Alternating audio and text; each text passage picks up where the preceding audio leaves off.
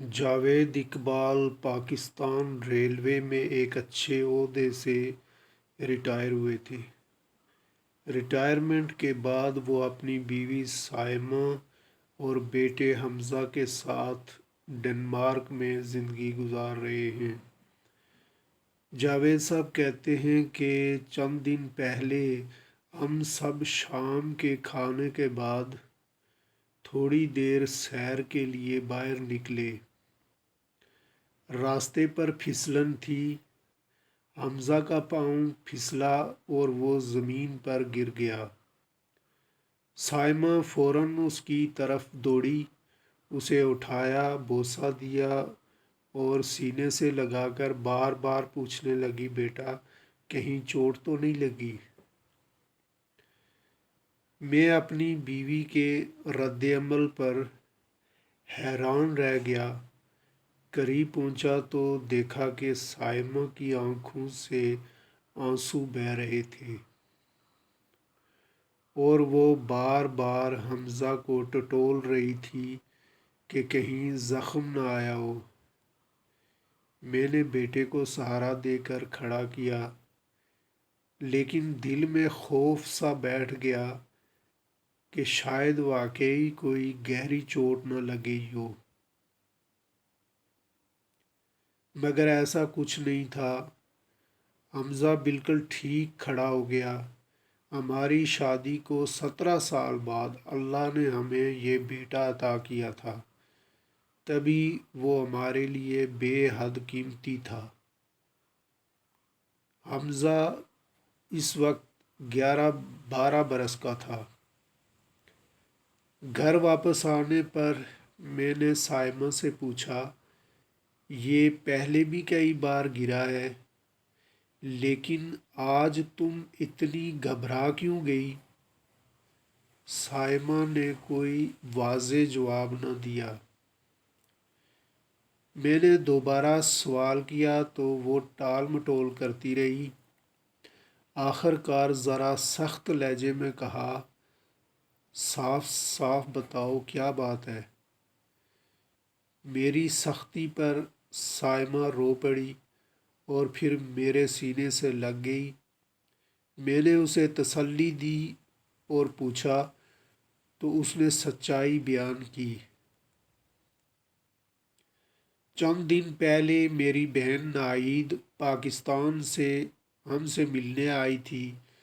سائمہ نے بتایا، ناہید نے مجھ سے اللہ کے واسطے دے کر پوچھا کہ بتاؤ تم نے ایسا کیا عمل کیا تھا کہ اللہ نے تمہیں اولاد عطا کر دی؟ میں نے کہا، کچھ خاص نہیں، یہ تو اللہ کا فضل ہے۔ اس پر ناہید نے چونکا دینے والی بات کی۔ اس نے بتایا کہ شادی کے شروع میں وہ چاہتی تھی تمہاری شادی اس کی ایک دوست سے ہو جائے، لیکن جب تم نے مجھے پسند کر کے نکاح کر دیا تو وہ حسد سے جل اٹھی۔ پھر اس نے کسی عامل کے پاس جا کر میرے کپڑوں، ناخن اور بالوں کے ذریعے مجھ پر بندش اور جادو کرایا۔ عامل نے کہا کہ یا تو ہماری علیحدگی ہو جائے گی یا میں اولاد کے قابل نہیں رہوں گی، یہاں تک کہ اگر میں امید سے ہو بھی گئی تو وہ بچہ مردہ پیدا ہوگا اور میں خود بھی جان سے جاؤں گی۔ سائمہ روتے ہوئے کہنے لگی، ناہید نے خود مانا کہ اس نے یہ سب کیا، لیکن اب وہ خود اولاد سے محروم ہے۔ وہ تمہارے قدموں میں گر کر معافی مانگ رہی تھی، کہتی ہے کہ اپنے کیے کی سزا وہ خود بھگت رہی ہے۔ سسرال کا دباؤ بڑھ رہا ہے، یہاں تک کہ وہ خودکشی کے بارے میں سوچنے لگی تھی۔ پھر سائمہ نے مجھے یاد دلایا، تمہیں وہ دن یاد ہے جب ہم نے ایک عورت اور اس کے 2 بچوں کی جان بچائی تھی؟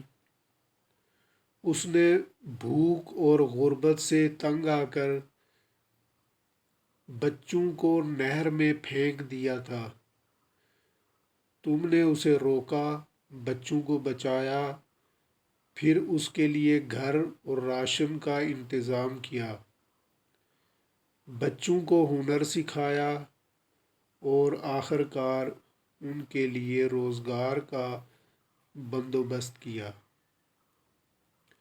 مجھے لگتا ہے کہ یہی وہ نیکی تھی جس کے بدلے اللہ نے ہمیں یہ بیٹا دیا، ورنہ وہ جادو واقعی ہمارے لیے موت اور بربادی کا سامان بنا دیتا۔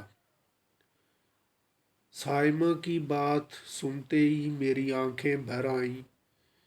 میں نے اس کا ہاتھ پکڑا اور کہا، اللہ نے ہمیں بچا لیا، یہ ہماری نیکیوں کا صلہ ہے۔